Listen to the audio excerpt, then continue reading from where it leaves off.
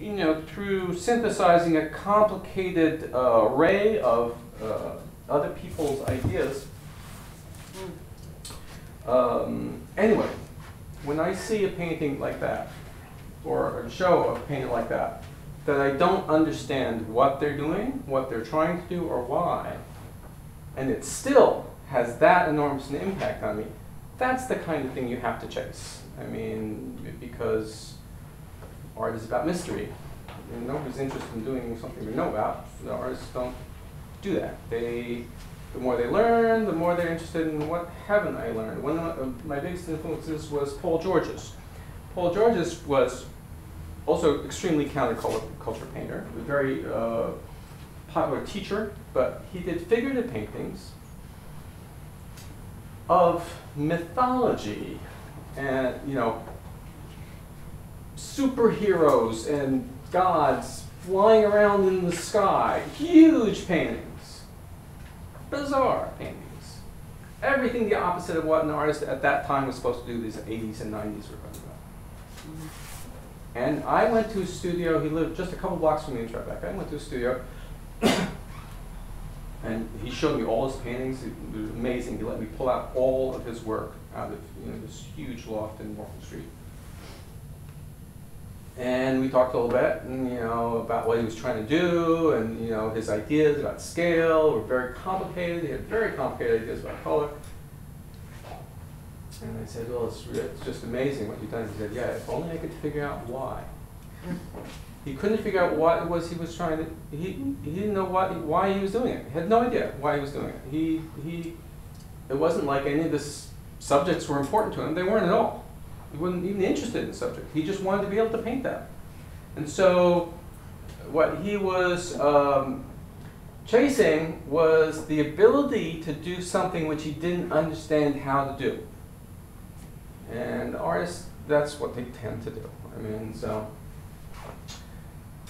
I'm going to try not to ramble on forever about tangential things. So back to this idea of color composition. So I found in teaching, trying to teach painting, and all different ages and levels, especially with adults, less so with children, less so with teenagers even, that a lot of artists are very drawn to painting because of color. The color is the thing which makes them want to paint. But the minute they start painting, they have no idea what to do with the color. In other words, this is especially true in realism because they get distracted by the subject. You understand what I'm talking about the subject and the color composition being completely separate elements of the painting, right? You can see that in these. Here's some Degenkorn. These are basically color studies by Degenkorn. You can see that in these pictures, the color and the subject are entirely separate, right? Look, here's 4 heads. Now, he's not that interested in people. He's just trying 4 completely different ideas of how to make a picture of a head on a piece of paper. It has nothing to do with the subject. It's a separate problem.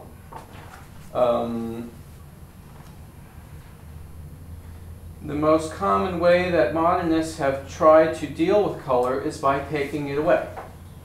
So many of these paintings are mostly black and white.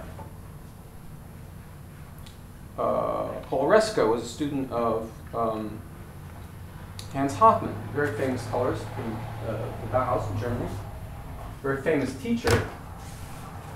And anybody familiar with Hans Hofmann's paintings? They're often squares of very bright colors on a almost gestural action background. And I asked Paul Reska, so what did Hofmann teach you about color? He said, color? You wouldn't let us use color. You wouldn't let us touch color. We weren't allowed to use color. So my first advice about color composition is eliminate as much of it as possible. and you may start to be able to find that you have control over your ideas. And that's one of the things I want to try and demonstrate today.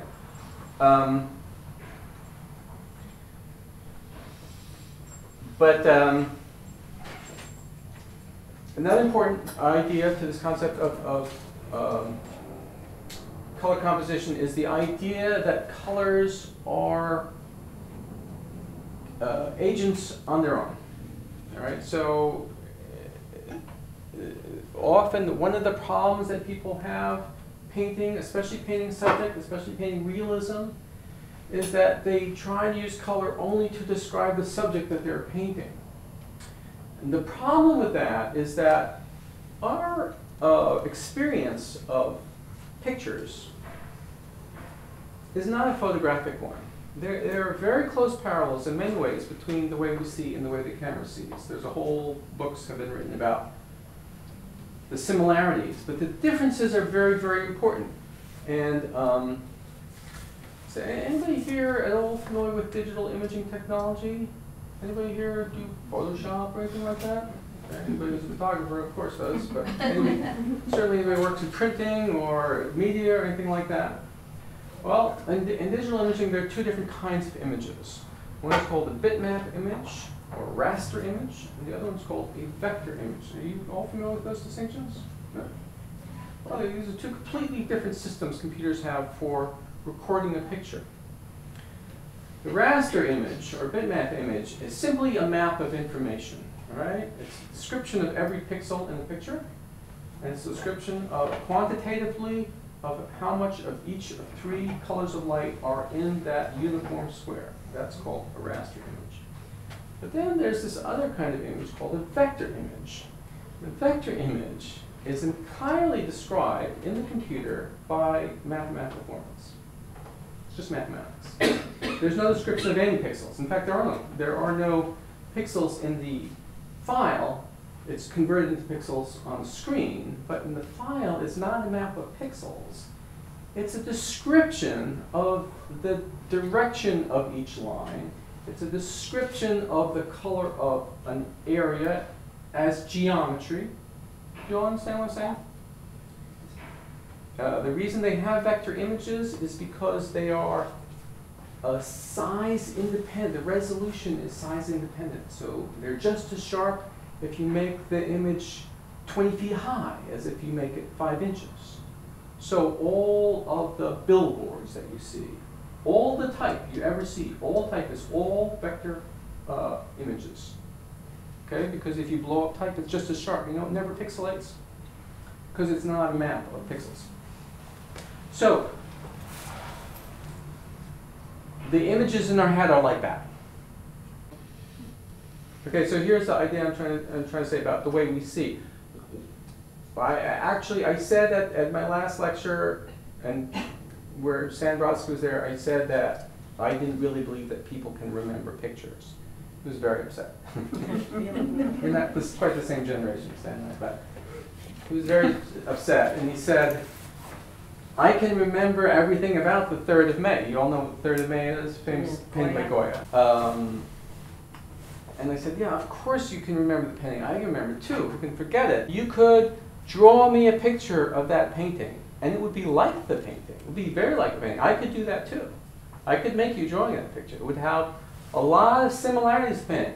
But I couldn't reproduce the painting because with the memory that we have, even of great paintings, even of the Mona Lisa, even very simple paintings, the memory that we have, we remember all the ideas in the painting. And mostly we remember them by words. And we remember colors exactly the same way. We remember colors by words. If we didn't have names for colors, we couldn't remember them at all. We wouldn't have any idea what they were. And I used as an example in the other lecture, the Iliad. The Iliad and the Odyssey, Homer. It's puzzled people. There are actually people who have a theory that the ancient Greeks had no color vision. They had not developed color vision yet. I'm talking about 3,000 years ago. It's an absurd idea, but because Homer uses these strange colors to describe everything. He repeatedly refers to the wine-dark sea. And there's all this blood in the Iliad, all right, all these people in battle, the hated darkness coming down over their eyes, and the blood, which he describes as chloros, that means green in Greek. He describes the sky as the color of bronze. And Hector, when Hector is being dragged around the walls of Ilium, he talks about his Kianos hair, blue. So